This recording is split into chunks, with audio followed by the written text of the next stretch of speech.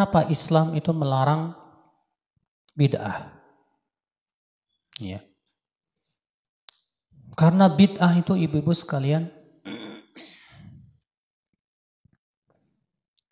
menjadikan Islam ini atau membuka pintu orang untuk semakin berbuat atau membuat-buat yang lain dengan klaim bahwa ini baik.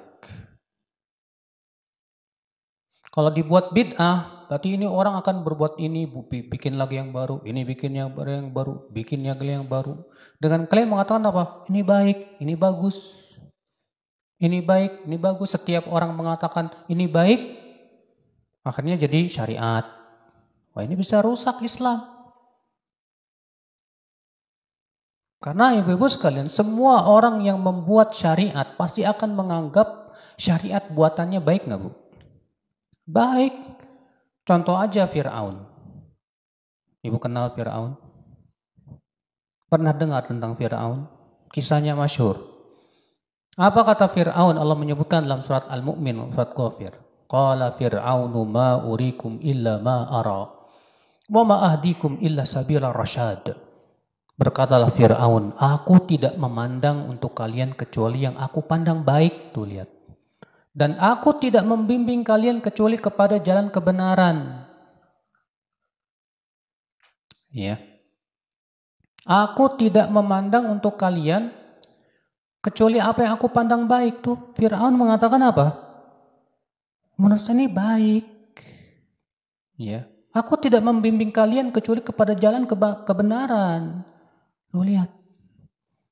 Makanya ibu-ibu sekalian, kalau setiap orang punya hak untuk memandang baik jadi baik, rusaknya agama nih.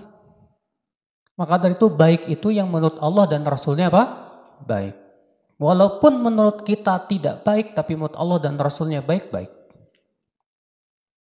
Tidak baik itu yang menurut Allah dan Rasulnya tidak baik, walaupun menurut kita itu apa? Baik.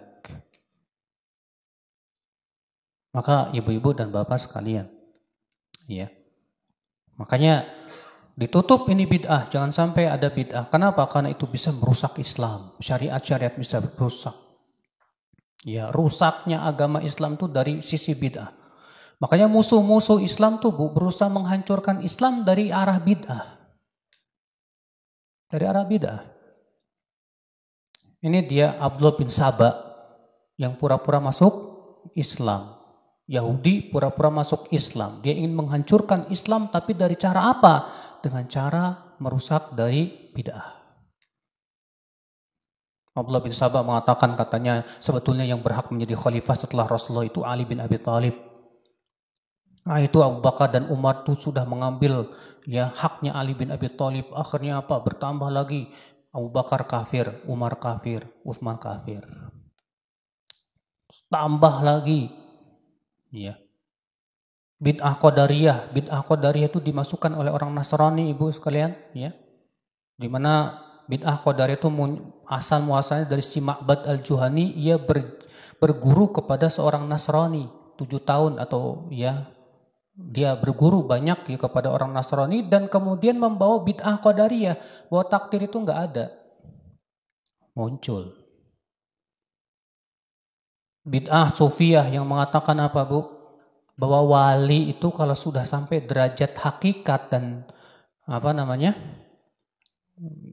ma'rifat, katanya tidak butuh lagi kepada syariat. Artinya tidak butuh kepada syariat para rasul. Kenapa? Karena sudah sampai kepada derajat apa? Ma'rifat. Ya. Sehingga akhirnya dalam dunia sufi itu ada yang namanya tafsir batiniyah. Katanya tafsir-tafsir yang ditafsirkan oleh para ulama Islam dalam kitab-kitabnya seperti Ibnu Katsir, itu tafsir-tafsir yang sifatnya zahir saja. Adapun yang batinnya yang tahu hanyalah para wali saja. Nah, ini kan membuka pintu untuk menghancurkan apa? Islam. Mengobok-ngobok Islam seenaknya. Orang tinggal aja mengaku saya wali, saya sudah sampai derajat apa? Ya hakikat, ma'rifat, akhirnya seenaknya dia ngomong dan yang lainnya rusak Islam. Makanya ia menjadi corong, ya. dan jalan untuk mengobok-ngobok agama Islam, merusak agama Islam yang namanya bid'ah itu. Ya. Akhirnya kemurniannya ternodai. Bahkan hancur dan rusak karena adanya bid'ah itu, Ibu. Nah, ini Ibu-ibu sekalian ya, di antara kenapa sih alasan Islam tuh melarang bid'ah.